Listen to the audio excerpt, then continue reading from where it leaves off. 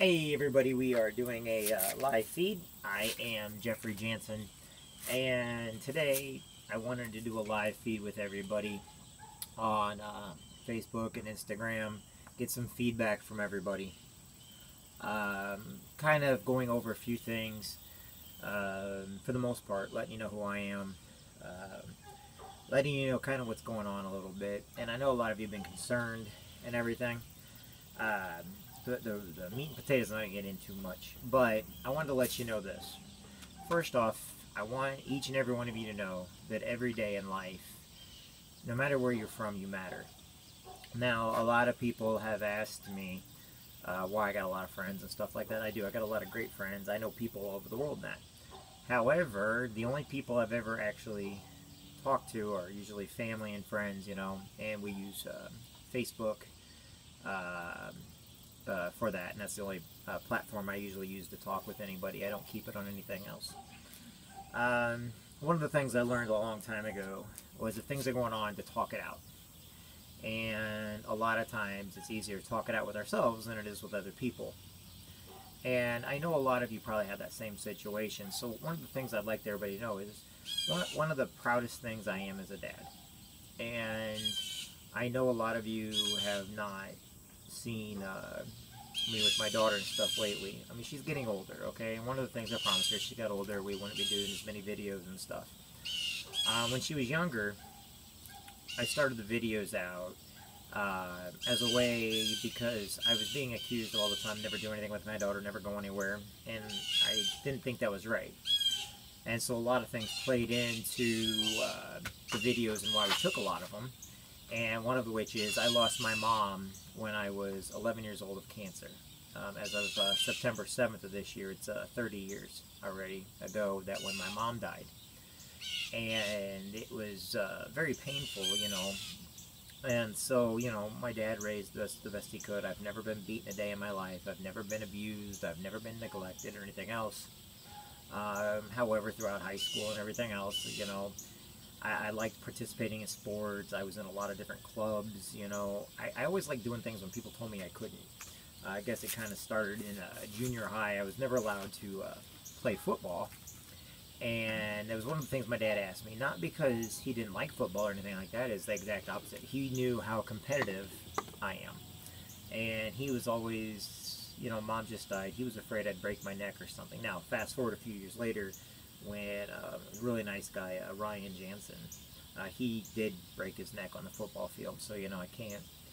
But one of the things that I learned by going to the public school system was, first off, the very first teacher I had was Keith Kessler. Okay, now why am I telling you this? Because this is going to open up a lot of viewpoints on what's going on with my life. It's the first male teacher I ever had. Before that, I went to St. John's. I was used to all female teachers. I was used to, the Catholic school setting. And when I got over there after mom died, they felt that I needed, so I was held back in 5th grade. So you get to know this, okay? And by the way, I'm also going to record this too because I want my daughter someday to see this, okay? And I want her to know who I was also. I want her to know who I am also. So I was held back in the 5th grade, and I went to Baldwin. And I was on Baldwin North, and I had a teacher by the name of Keith Kessler. A lot of my friends that I have to this day, I've been in with since the 5th grade. People like Josh Bunch, Troy Irwin, Philip Hyde, just a lot of my friends that I went to school with. And I was very grateful years later that my dad did that because I missed an entire year of 5th grade when my mom got cancer and I wasn't thinking. I was a kid, I missed my mom. So then I went into the 6th grade, had Mrs. Harborn, one of the greatest teachers you can ever imagine. Now don't get me wrong, my Catholic school had Mrs. Yock in kindergarten, Mrs. Dolan in 1st grade. Everybody loved Mrs. Dolan. She had the Golden Apple Award. Really, really nice lady. How is all this transpiring? What's going on? Well, a lot of times, because I dealt with loss at an earlier age, one of the things my mom did, and we traveled all the time, and she took pictures and stuff, but for the most part, a lot of it had to be in memory because technology wasn't all that great back in the 80s. If anybody remembers, yes, they had cameras. My Aunt Jan probably took more pictures of everybody than anybody I knew. But my mom loved taking pictures. And so because my mom loved taking pictures, I kind of saw what she was doing. And one of the things I learned was all the events and activities that we did. You name it, we did it. We would have pictures and stuff done because my mom wanted to remember us, but she was always on the other side of the camera. And this is the reason why I always tell everybody, you matter. You got to let people know you matter, because you don't know who important in your life is going to one day not be there. And maybe if I share my story, maybe you'll understand about a little bit more. So she took a lot of pictures, and growing up, then I realized in 5th grade I wasn't taking very many pictures. I had a few here and there. Like I said, Annie Bushmeyer was in 5th grade with us. I remember because of the Scotty's skates and stuff like that at 6. 7th grade came about, and that's when I started wrestling. And I kind of had to tell my dad, hey, it's not football, and we had Coach Carnop as a wrestling, and I was actually really good at it. I took a lot of my stress, a lot of my pain, a lot of my depression, a lot of my sadness out on the wrestling mat. And then, of course, we got into track and field, cross country, and the different things. I was never really that smart in school, and I really was bored with school. It wasn't that I wasn't smart, I was just bored with school. Because later on in life, I would actually go get my MBA and stuff like that. But in school, I just didn't want to be there. I just had too many other things going on in my mind. But I realized I didn't have very many wrestling pictures, and so then I got into the high school. Really no pictures in high school too much, of maybe a few that are around there.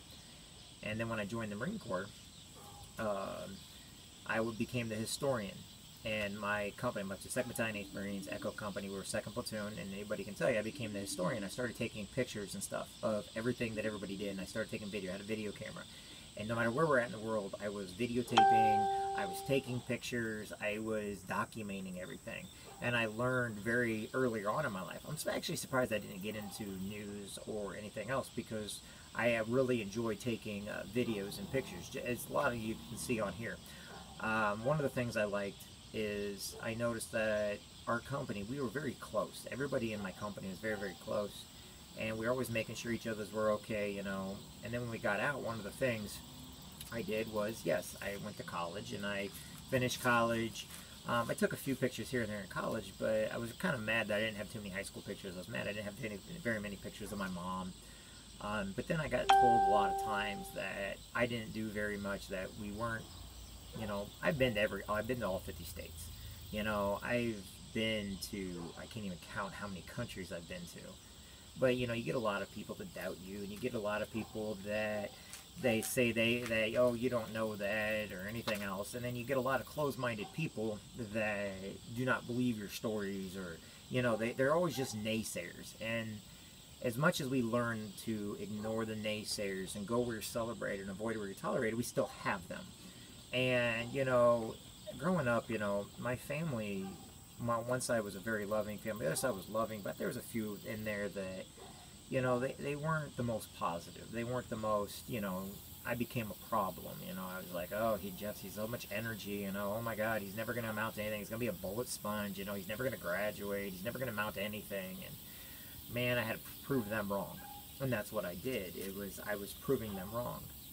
But it was funny because a couple of my biggest supporters were my grandmas, my grandpas, my dad, my uncles, and several of my aunts. And then on the Jansen side, they're quiet, but they were always supportive of me. But I had the few aunts and uncles, there was just maybe one or two of them that were just so negative on me.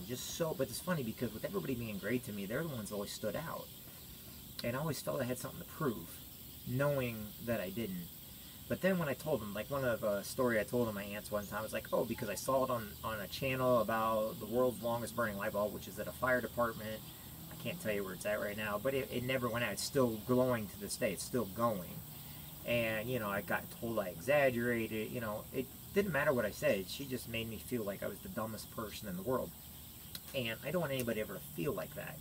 But for some reason, she was the one that was around all the time. The one that makes you feel the worst is the one that's around all the time. It's like, oh my God, I got all kinds of cousins, aunts, and uncles that are awesome.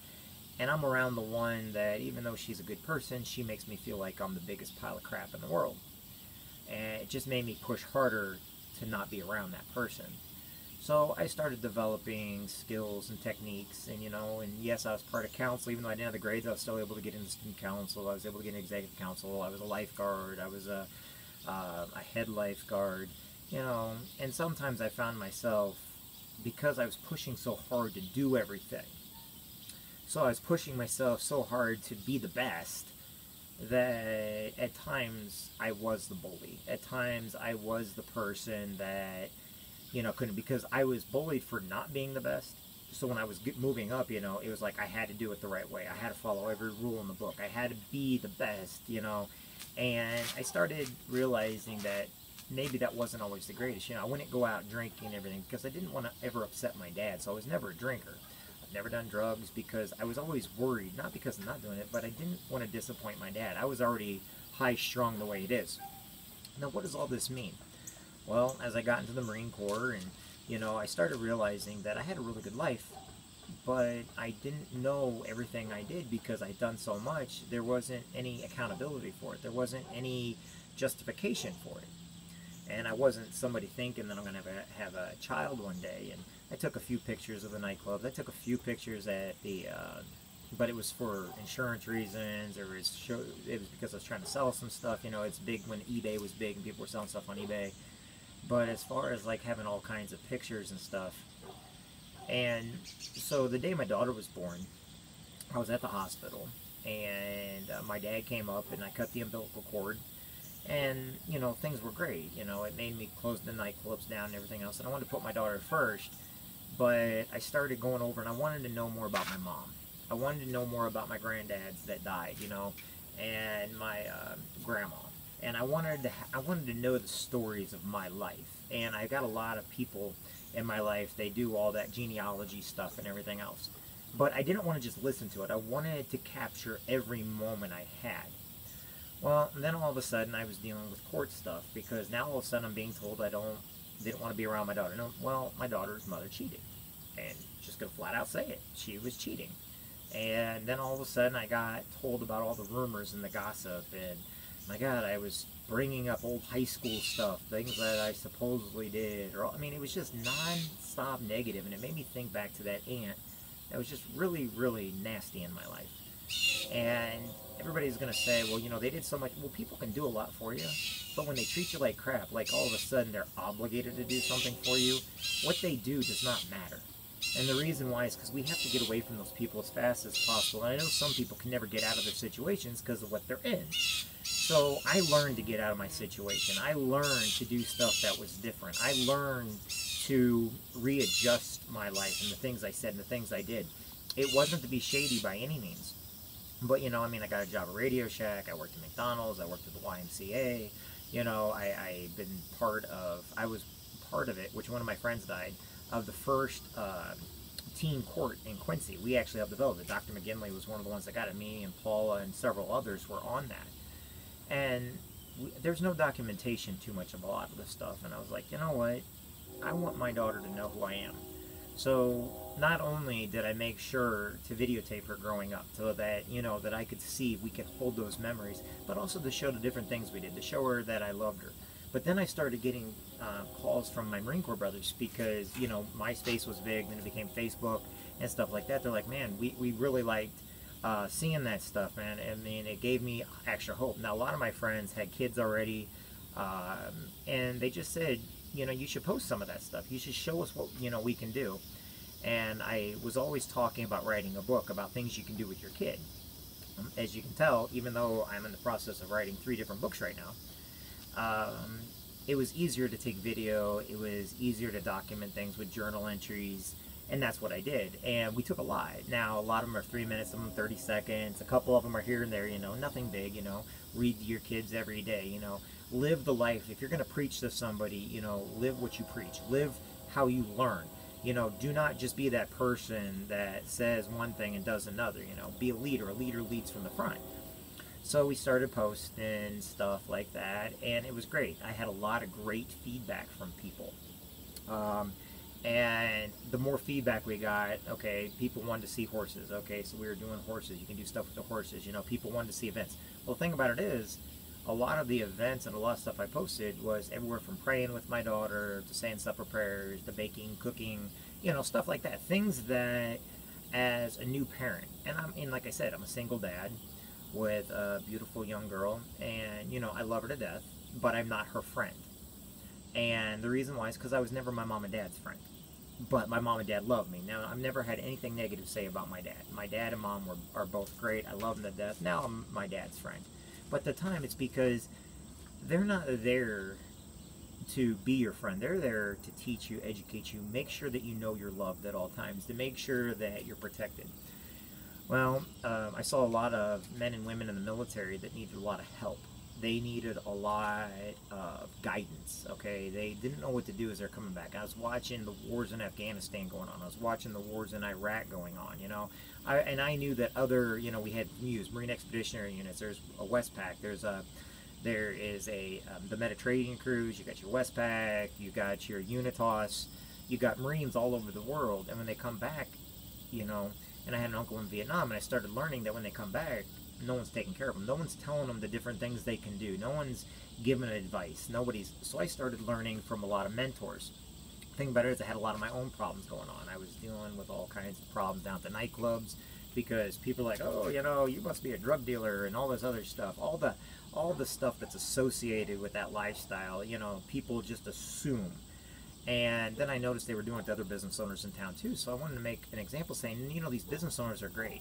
You know, these people are great. If you get to know them, you'll find out that no, they're not drug dealers. No, all they do is they own bars and restaurants. You know, they were helping out with like the World Freakball Convention. You know, I always see these mixed reviews, and in small towns, it's really hard to clean up, and that's why it gets really confusing. Like, Jeff, why would you all this? Because I learned that if you can do things in your own hometown, you can actually, you know, that you can take on the world. Because sometimes your biggest critics are going to be your family, your friends, the people around you. They're the ones that are trying to protect you, and so they're going to be your biggest critics. And so I wanted my daughter to see that I didn't take the easy path on anything. And the things we did, you know, I didn't have to do. You know, I could have just been that dad, sat back and did nothing, but I couldn't be that dad. I had to join the Marines. I had to join Fishing for Freedom. I had to join all these different events and activities that I got the pleasure and honor to take my daughter with, you know. And another reason why I did it too is because, like I said, I didn't have the money for everything. But if you're part of everything, you get to actually, you know, as long as you're helping and working it, you get to do it. And that's what I would always do with my daughter. But a lot of it I had a video because that was part of the agreement. I had took pictures and stuff like that. And I started documenting my life with my daughters. Now, granted, there's a lot of stuff on there, but it's not everything we did, you know. I never showed my daughter crying or the sad moments of people dying, you know. I did show when my dog died, you know. That was, you know, part of life. But the whole idea is the reason why we do a lot of this stuff is I wanted to show people that I, like everybody else, could fall. I, like everybody else, have had a lot of success in my life, but I have failed miserably. And the one thing I never wanted to fail at is being a dad. And it's funny because my daughter, you know, with me, I always feel she's safe. I want to make sure that she knows she's loved, you know. I'm not a friend, but we go and we're in parades together. You know, I bring her with her in my work because I'm proud of what I do. I love what I do with my work, with legal and helping people and stuff like that. You know, I wanted to raise her with a garden, just like my mom and dad raised me with garden and farming and hunting. I never did take her hunting though, but I wanted her to experience all this stuff. I wanted my Marine Corps brothers and sisters to see what was going on so they could see and maybe give them a little hope. Then I realized that people were coming to me with depression, and they were coming to me saying, hey, that really uplifted me. Hey, you baking with your daughter, that's fun. You've got so much energy. And it just made me want to do more because they were actually getting in a better mood. They weren't perverts or pedophiles or any of that kind of crap. What they were is just men and women. Now, was there people on some of the, yeah, you know what, they got reported. I reported every single one of them if anybody got stupid because I am very protective of my daughter. I am very. But you know what? I then go on to YouTube and I see this and I see kids that are doing some of the most, and it's like, no, and I'd report all those also. The stuff we did from book reading to events to rock climbing to, you know, just the different things that we did, I put on there. And later on, it was because there were things I had to use in court because I was being told that we don't do anything, you know, just the lies of a parent. You know, being told I don't do anything. Well, that's fine and dandy, but I don't care what the court system is. I wanted people to know what we do so they can do it also. I was going to write a book about everything we did, and I took videos and stuff so that I could write that book, and I am writing that book, believe it or not. I'm also, like I told you, right now we're doing 3 books. and I am actually writing all the books, and like I said, I am putting everything in. But I learned that videos and talking to people makes a better difference. It makes a bigger deal. And as I'm writing the books aren't probably going to make very much, but I'm going to put them out there. But you know what? I also see that people, they can see me physically doing it. They know the different countries I've been to. They know the different Marines that I know. They know who some of the best friends in the world I have, you know?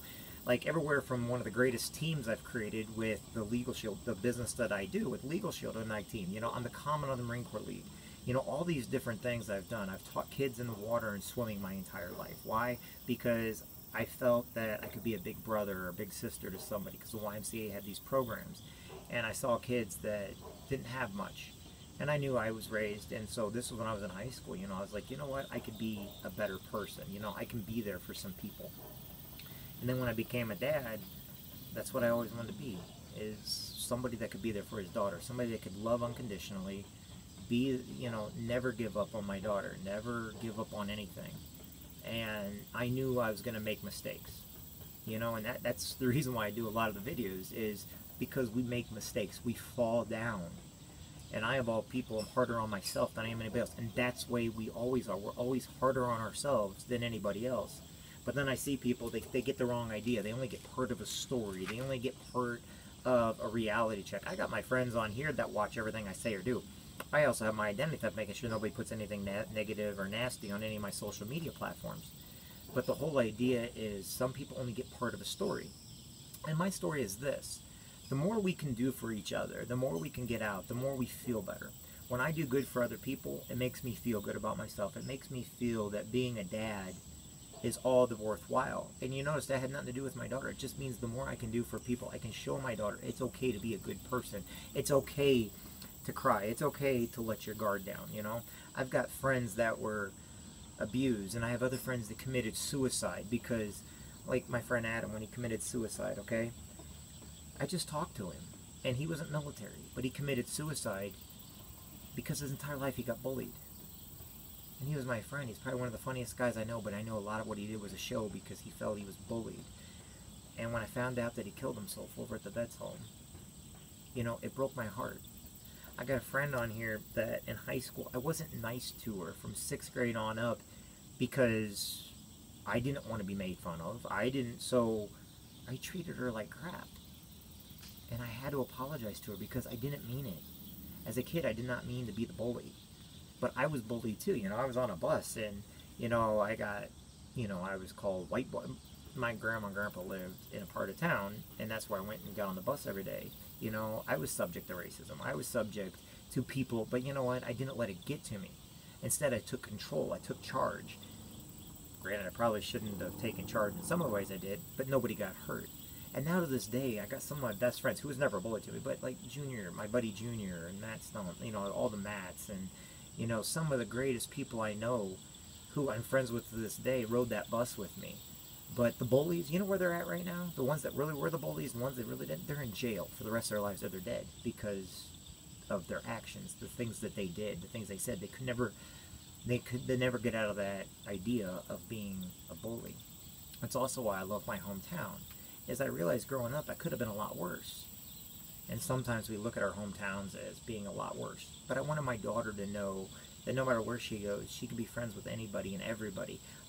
Pen pals, stuff like that. There's always these different ideas we run across. We don't always do them, and we always don't have them. But I always wanted her to know that no matter what, she's in charge of her life. She is in charge of what goes on. And if I become the problem, then I should not be part of it. If I am not a solution to a problem because I am looked at as the bad guy, then I'm only doing more harm than good. And nothing I say makes a difference if I myself cannot recognize if I am the problem. And being a parent, sometimes we have to keep asking ourselves that. And it's funny because, like I said, when you go downhill, it's amazing how many times you go downhill with everything. And it's amazing what actually goes on and how embarrassed you feel, even though you know that it's not true and the things that people say about you are not true. I've had people say some stuff about me, and I thought of them as some of the greatest people in the world, but all of a sudden I learned that they were told something by a couple of Marines that didn't do everything in the Marine Corps they tell everybody, but they didn't want anybody knowing my stories because I did a lot in the Marine Corps. And I was proud of Marine Corps girls. So, but anyway, they got the wrong idea. I never blamed them for it. But man, I got chewed out, and I'm like, what are you talking about? Small town politics, small town mentalities. But I did learn that there's nothing that we cannot forgive anybody for. There's nothing that we cannot forgive ourselves for, you know. But on the other hand, when protecting our kids, we also have to teach them to stand up for themselves. We have to teach them the difference between right and wrong, okay? We have to teach them that we need to turn off the news because anything can become violent and anything can become bad. But we watch movies now with our kids that years ago that were rated R that our parents would never let us watch, but now it's okay with our kids because we've been desensitized. But the thing about it is, we always must still remain parents. Getting back to my original thing that I was trying to tell you about. So growing up with everything I've done, I did want to have a documentary, and I did want to have a way of showing my daughter all the different things we did. I did put stuff out there to help people, you know. The Soapbox Derby, I started being able to find out that I can use those videos to raise money and stuff for other causes at a time during the coronavirus, you know, when nobody can raise money, you know, at a time where right now I'm not able to do employee benefits because we're not allowed into places because of the coronavirus and things going on. But this is just going to be a footnote in history. This is just going to be another thing to where we can go back and look at what we went through and how we went through it, you know.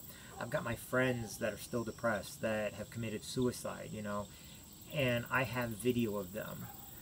When my grandma died, my daughter was the last person to see my grandma alive. And before I took a couple pictures before we left the room. It's before I got big into taking videos and pictures. But she's always going to have that, knowing that, you know, my grandma was able to say something to my daughter that means the world to me, you know. I you know, doing at Christmas times, all the different events. But as she's getting older, you know, I haven't been taking videos. And the reason why is because that's up to her, not up to me. Because as she's getting older, I give her more authority. I give her more control of her life. I'm always going to be her dad, but she's in charge of her life, and I taught her the rights and wrongs on the internet.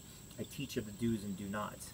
So when she's in my house, it's right. I'm going to monitor stuff. I'm going to make sure that she's not going anywhere that she's not supposed to, you know. Yes, but you know what? I look at everybody on Facebook, Instagram, YouTube, and there's 5 times more videos than what, you know, and they're not even good videos. They're just videos of really bad stuff, and they shouldn't be on there. But, you know, somebody can ask me, but I don't judge them because I don't want them judging me.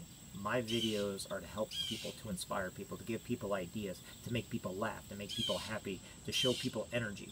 Believe it or not, that energy I have, that everybody sees in the parades and everything else, it's fun when it's there, but there's a reason for it. And I had to do something different in order to maintain so that we could put big vehicles in the parades, so that we could keep giving candy to kids, you know, so that we could keep inspiring more people, you know. When I go down to Hannibal, you know, we're now invited to all these different parades because it's an energy thing. It's an energy level. You know, the more people that get excited, the more it makes me excited. The more we get up there and going, the more I get up and going. And I want my daughter to see that the energy you put in is the energy you get back. Now, why am I worried so much about my daughter? Because she is my daughter. Just like your kids are your kids. And I watch, you guys are doing a magnificent job. Some of you guys, I know you're single parents. And I know nobody's told you yet, but you're doing a great job. And I comment on it. I make sure you know that. Now, do I always see everything going on? No. When you've got a lot of people, sometimes I've accidentally put stuff on there like anybody else. You know, I am human. But my stuff is for a reason. And what I do is for a reason. It's not to embarrass anybody. It's not to belittle anybody. My thing is to let you know that you matter. And you matter. And I let my daughter know that she matters, because one day she's going to see it. But I put all kinds of videos up, from, you know, Carolina Reapers to winning a contest of the world. You know, we won the Wing Fest last time, you know, and we gave the credit to Big Brother Barbecue. And then we did that because that's who made up the sauce. I just gave them the peppers, and I was so grateful because I got to be part of it. To be part of the Soapbox Derby, I'm grateful for that. To have my daughter in it, to have my neighbors and friends, okay? I do go to military units, you know, and this is Suicide Awareness Month. And it's the best time for me to talk about myself and the problems I grew up with. Like I said, I had an aunt and I disowned her. I've forgiven her though. But, you know, when people don't understand what you're going through, when everybody sees only what they want to see, they hear what they want to hear, they can make assumptions about what they want to make assumptions about. They don't stick around too much. You know, it just causes negative vibes, negative outlook on things, you know. But when I'm on stage talking to people, when I'm up there, you know, motivating people, when I'm in the parades, or when I'm at a show, you know, or when we're trying to show the public and become awareness to different things, you know, it's when I try to do my best, because I know it's the difference of somebody being depressed and somebody being happy, somebody taking their life and somebody loving their life. It's the difference between a parent giving up on their kids and a parent fighting for kids. It's the difference of, can I show that I can get along? Yes. It's the difference in, can I take the higher road? Yes, I can. Do I always? No, I do not. Am I human? Yes, I am. But, you know, I also tell people, you know, I grew up where police officers and sheriffs are heroes. They really are, and I get that. But you know what? If they only get part of a story, then they don't know the whole thing. You know, I've been accused of ever being straight, to being gay, to liking old women, to young women. I'm like, really, people? All because nobody knows what I'm around, and it doesn't matter. Because I have friends that are gay, I have friends that are straight, I have friends that are bisexual, and I protect them and I stick up for them. They also know that I got certain viewpoints. I got friends that are Democrats, I got friends that are Republicans, I got Marines that are Democrats, I got Marines that are Republicans that are brothers and sisters of mine, and I love them to death because they're important.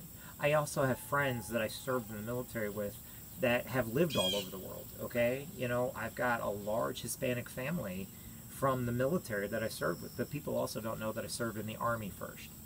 Now, what does this have to do with anything? It has to do with this. You know, the things I got mad about. My church closing at St. John's. I was upset about that. Why? Because they let everybody know in the newspaper. And religion's a big part of my life. God is a big part of my life. Church is there for all of us to do. But religion was always a big part of my life. Do I ever follow it? Not all the time, you know. I don't drink. I don't smoke. You know, I've never done drugs. But I have friends that have and do, and I know the reasons why they did. People do not see me. I'm not against marijuana. I'm actually for it. I'd rather them take marijuana than have something from the big pharmaceutical companies that causes depression, anxiety, that causes them to be worse instead of better. You know, I've got friends that, you know, tried my best to help them get off meth. You know, a couple Marines I know, you know, I didn't know that when they got out, that's what they went to. And I actually went to them and I tried to help them. And they're some of my best friends. Whether or not I helped them or not, I don't know. It's a very highly addictive drug. You know, but we do the best we can. Those aren't the videos you see because other people's lives are no one's business. And anymore that, you know, with my daughter, unless she wants it on there, it's nobody else's business either. I'm proud of my daughter. I'm proud of my neighbors. I'm proud of my friends. And I consider all my neighbors as family. But a lot of people don't understand that when you're fighting an uphill battle all the time, you've got to do the things that work. And like I said, you got to get around people that celebrate you, not people that tolerate you. You have to learn to forgive and let go. You know, granted, my grammar sucks. My spelling sucks. I get that, and I know people always correct me on it. But at least I'm doing something. I'm putting something out there. I'm trying to make a name, not for myself, but for the people out there. They need a little encouragement. They need a little push. They need a little emphasis. And like I tell everybody else, you never know when someone's going to take their life. You never know when someone's just going to give up. You never know when people are at their breaking point. And if you want to know, yes, I've been at my breaking point. There have been times in my life that I thought that the world would be better off without me. There are times in my life to where I've said something to my friends or whatever else because I just felt like I couldn't. But because of everything I've done, I always push I always go that little extra distance because it's muscle memory. And then I'm like, wow, within the heat of the moment to feel that way of being so depressed, so down and out, and then to have friends and family come and protect you and making sure you're okay, it makes you want to do the same. We had the Marine Corps League meeting the other day and I flat out said, reach out to people. You know, kindness and communication are the two things that will reach people. People are not going to reach out. I did a segment on suicide with KHQA because the gentleman over there, he's such a great guy. You know, last name Hyde. You know, he's always, you know, I met him and all of a sudden it's like, hey Jeff, what's going on? You know, I see him in a parade, I run up, give him a quick hug, you know. Believe it or not, I'm a hugger. I like to make sure my friends hug. And I like them to know that they matter. you know, and the reason why is sometimes that physical touch can actually be the difference in somebody doing something stupid and somebody like, oh wow, somebody cares about me. So I make sure my friends know I care about them. I apologize to those that I was bullied with, you know, and I meant it. I didn't just apologize because I needed to apologize. I did it because I know I've been the bullied before, but I don't believe in this anti-bullying crap. Okay, I really don't, because I've been the bully. You know, I have been the person that had to make the tough calls, the tough decisions, and that's okay. And right now, you know, the toughest call right now is to show people, you know, who are the true heroes in life. Who am I teaching my daughter that are heroes? School teachers are heroes. Sheriffs are heroes. Police officers are heroes. Okay, nurses are heroes. You know, truck drivers are heroes. Military is heroes. You know, all these people, all my neighbors are heroes. I watch how great they are with their kids. You know, factory workers are heroes, and that's what I go on about all the time. Because, like I said, in my life, I've had both ways. No one's life is simple. No one's life is either black or white. Everybody is gray. Everybody's in the middle. We call it green. And if I can help just one person, it's funny because even this here, just telling you a little bit, I'll have all kinds of negative stuff. You know, there's those people out there. They live off the drama. They live off negative. They live off trying to make your life a living hell. You know, I stayed single when my daughter was born because I wanted to give her the time with myself and with my dad and with my family and friends. And I didn't want to have random people come into her life. You know, I mean, now she's older now, and so things are different. But at one time, that's what was important, is that I had a part of my daughter's life, that she knew that I was there for her, and she knew that I wouldn't do anything, you know, that I'd always be there for her no matter what. And in case you're wondering, I haven't talked to her since April. And it's a battle I'm fighting right now. And it has caused me a lot of depression because, like I said, people, in order to get their way, they lie, cheat, and steal. And I will never do that because I am trying to be a positive influence on my daughter, but I'm also trying to show others, if you stay the course, it'll all work out in the end. If you stay the course, you know, as long as you do not lie to yourself or lie to others, you can accomplish anything. You know, I always tell people, you know, if you're causing drama, yet you have skeletons in your closet, then you probably shouldn't be causing drama. You know, the best example is really just he without sin cast the first stone. You know, and it makes a lot of sense because everybody's got sin. Everybody's made mistakes. Everybody has problems. Everybody has done something at some point in life that they feel that was not right or ethical. Whatever that is, that's up to them. Everybody's different. But for the most part, we're human. I'm human. I fight tooth and nail for my daughter because I love her with my entire heart. And, you know, I did my best to get along with her mom and her little sister, who I think the world of also. But in reality, sometimes people can't think any more than themselves. They cannot put themselves to where they come second. You know, they put themselves out there. And with the corona and having to stay away from her, it's a lot harder right now. And it's very hard for me not to see my daughter right now. You know, and you know, be told stuff and all that, you know, and to be told I don't want to see her, that's not the case. I love my daughter. She's everything to me. But on the other hand, you know, she is getting older now. She's turning into a young lady, and she entered her teenage years. And I hope one day she sees everything I did, and she can go back over and see it the way I saw it. You know, I'll see her again. Don't worry, that's not the point. But a lot of people have been asking me what's wrong, because it's me taking the course, doing what I believe in, making sure people know they matter. You know, not swaying because somebody's playing games, not getting wrapped up into a lot of drama, a lot of gossip, a lot of lies and stuff like that. And a lot of people don't understand that. A lot of people, they live in a world, they can't figure out why they're not happy. They're not happy because the people around them are not allowing them to be happy. They're not happy because when they don't get around those people, then they're alone. So we all need friends. So there's two things. You can either get around people that don't make you happy, or you can stay at home, which will not make you happy, or you can start venturing out, doing something different, becoming part of a team, becoming part of a group, taking a walk, going around just saying hi to people, opening up your options of things that you can and cannot do, going for those extra jobs, and I don't mind teaching people how to have extra jobs, to get extra jobs. I work for myself, I get that, but I've had a lot of jobs, and I know what it takes. I've also been the employer, meaning I know what people are looking for. Now, does that make me 100% right? Nope. But it's a suggestion. I don't say everything I say is not right. Everybody's different. There's no one size fits all on how to help somebody with depression. There's no one size fits all when somebody's battling legal after legal after legal. There's no one right way, because we all handle things differently. And we learn who our friends are at times. And I've learned who my friends are. You'd be surprised when you're on top how many people love you. But what's scary is when you're no longer on top, how you no longer see those people. Always keep those that when you have nothing and they're still your friend and they still check up on you, those are friends. The ones that it doesn't matter who you are in life. It doesn't matter what you do. What matters is to them is that you're happy. And my friends, I want to make sure they're happy.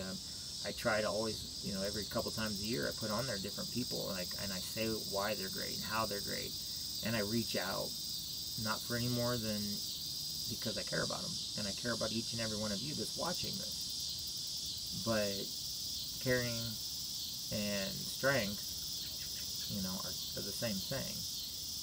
Caring about people makes you strong, because you're no longer in it for yourself. You're no longer by yourself. So many people have so many demons, so many secrets, that the reason why they're so alone is because they cannot let other people know about their demons. They can't let other people know about the secrets in their life. Because if they do, they're going to be judged. What they don't know is they're already going to be judged. And you'll actually get to find out who you like and who you're friends with and who you're not. I got a buddy of mine, his dad got in a wreck the other day. And even though that I'm not within his social group, I reached out to him to let him know that, hey, I'm here for you. You've been a friend of mine. Your dad was a friend of mine your entire life. So, to me, reaching out to people has always been part of my life. Motivating people is the second half of my life. And the motivation comes from what I learned in the Marine Corps and what I learned in the Army. Life's not simple. And I hope that the videos I have from the past and the things that I put on YouTube, the things I put on Facebook, I hope they make a difference. I hope that at least get somebody to smile or somebody thinking. Because I guarantee you one thing, if I do nothing at all, nothing happens at all. If you do a little, at least it's better than nothing.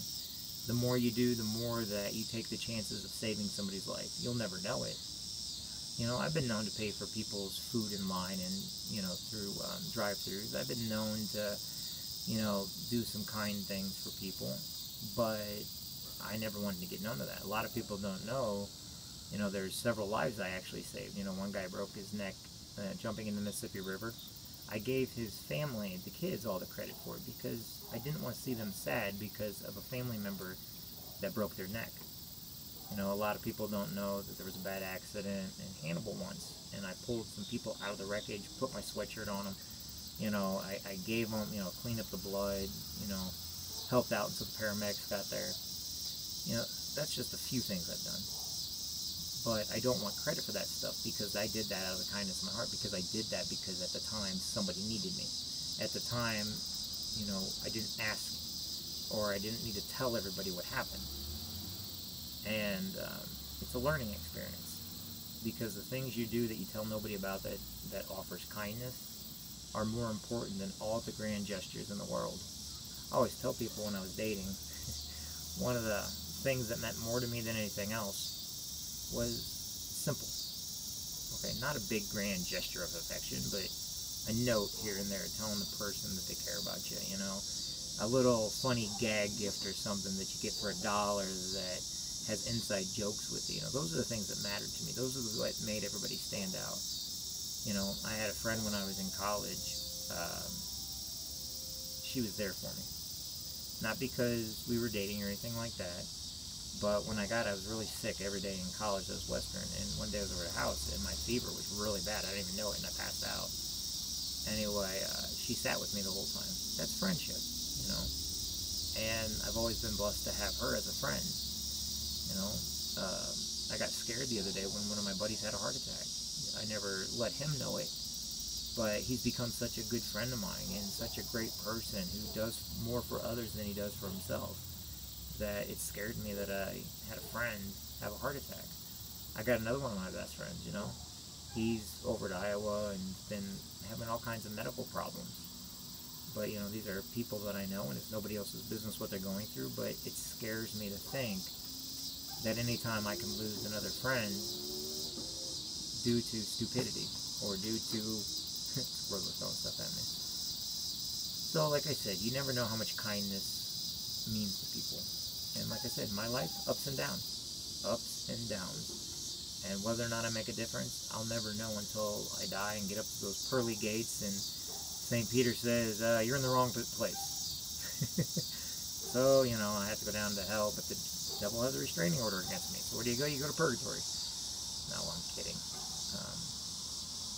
But this year's been hard for a lot of people. And I'm hoping that when I get these books written, maybe I can be an inspiration to people. I can matter to somebody. But I'll never know. But if I know for a fact, it won't matter to anybody if I do nothing. You know, and I think on my feet. You know, I do things differently than everybody else. Why? Because if things worked, everybody would be doing them. And since they're not doing them, it means we have to keep coming up with new ways of doing things. You know, today I had about 8 different truckers call me out just because they needed a friend, just because they needed to let me know that they're going through some stuff and they just needed to know that somebody cared about them, and I do. I guess that's my family for you. Never leave anybody out. But if you think that you got problems, everybody in life has problems. Everybody has those family members that you just look at like, really? You're not alone. And I'm hoping my story shows that never give up. You are not alone. And you know what? My life is just getting started. Alright, squirrels, knock it off. You know, and like I said, I'm just getting started with my life. I am just now coming to grips with the fact that, you know, I never want to grow up. But through trial and error, somehow I'm here. And I still have bad days. But we all do. And like I said, right now I am going through court stuff. I am fighting tooth and nail for my daughter.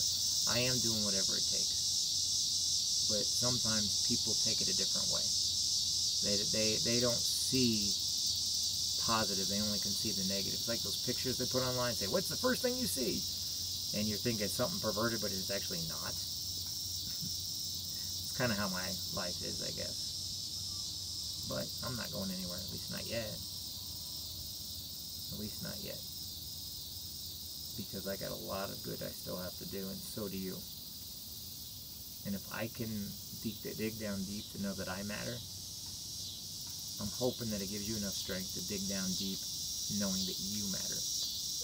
You know, if I've ever done anything wrong to people out there, you know, I really am truly sorry. You know, but sometimes life, there's nothing we can do about it. Life is just that. On the other hand, some people think their world's the only world out there. But like I said, do the right thing for the right reason. Help those that need help. Mr. Kessler, Keith Kessler, helped me when I got to 5th grade. I was so sad about my mom. I was so depressed about my mom. But he helped me. And that's also the same year I met Dr. McGinley. It's funny because 5th grade, you never knew how much of an influence you're going to have. And, you know, I used to help Dr. McGinley with his muscular dystrophy in the swimming pools and everything. And pretty much we stayed in contact since 5th grade. And, you know, a couple years ago, his brain was just as smart and brilliant as ever, but his body failed him. And I lost a friend that was one of my motivators. We didn't always see eye to eye, but he always respected my viewpoints and I respected his. And so, like I said, you don't always have to see eye to eye with people. And if you ever need anything, give me a call. Because you matter, you're important, and I just need you to know that. Because that's what it's about. like I said, one day, you know, I hope my daughter looks back on all this and says, huh, we really did do a lot together. And I hope other people can see it and give them inspiration or motivation to do more. To do more with their kids, to do more with their wives, to do more with their husbands, to do more with their domestic partners, you know? And that's all I can do is hope. But like I said, you do nothing, you get nothing. This is my life. From the farms, the flood in '93, to losing my mom, to losing my grandparents, to losing my buddy Jeremy Fletcher, who died of bone cancer. Who did everything in his power before he died to be able to graduate with his class. But it was sad. And that was years ago, yet he's still on my mind every day. Why? Because he was an important person in my life when I was young. I'm a Roman Catholic. Do I always teach what I preach? Nah, actually, yeah. Because if I don't, who's going to? Leaders lead from the front. If you can't lead, then find somebody that can and follow in their footsteps. You know, leaders eat last. Leaders go to bed last. Leaders get up the earliest. You know, leaders lead from the front. If you want to be a leader, be one. If not, be a follower. You know, if you believe in God, then ask God what you should do. Turn it over to Him. If you're not religious, that's fine also. And you are okay. You will be okay. Everything will have its day. There's going to be more ups than downs in your life, but we seem to focus on all the negative instead of the positive. I was successful when I got my nightclubs open. Yeah, that was me that opened all the nightclubs. That was me that. I don't know. But be great. Forgive yourself. Forgive others. Stay around the areas where people celebrate you. Avoid those people that tolerate you, because that's why you're not happy. You can't take drugs to make yourself happy. You can't drink your happiness into oblivion. What will do it is when you start getting around people that care. When you start showing the bullies of life that you're no longer going to be bullied by them. You're no longer going to be a drinking buddy to somebody that makes you pay for everything, yet they turn around and talk about you behind your back. Just forgive them. Just forgive them. And like I said, that's why I wanted to share this with you. Let people know that I'm fighting tooth and nail for my daughter. I just hope one day she knows I love her. Because like I said, there's not much I can do, but it'll be okay. I turn all my problems over to God, and that's what we all should do. And whatever He sees fit, that's what's going to happen. So anyway, I hope maybe I've inspired you over the years. I hope my YouTube channel, there are a lot of videos, I admit that. They're not bad. And it's just my way of keeping a record of what's going on, where we're at in life, maybe inspiring people. So that being said, don't forget about me. You're awesome. And yeah, I'll talk with you later. If you ever need to talk, if you ever need a friend, call me. 217-316-0219. I'm not always about sales or legal. Sometimes I make a pretty good friend. And sometimes we need friends. And I know lately I've needed a lot of friends. Because what seems impossible isn't when you have friends in your life. What seems unending, it's nice to be on the journey with a couple people that really respect you. They may not go the whole way with you, but they respect you. Alright, I'm going to get off here. I hope you all are having a great evening for this wonderful, Tuesday evening, the 15th. And if I can ever help you, let me know. Alright, everybody. I will holler at you later. God bless, and I'll see everybody soon.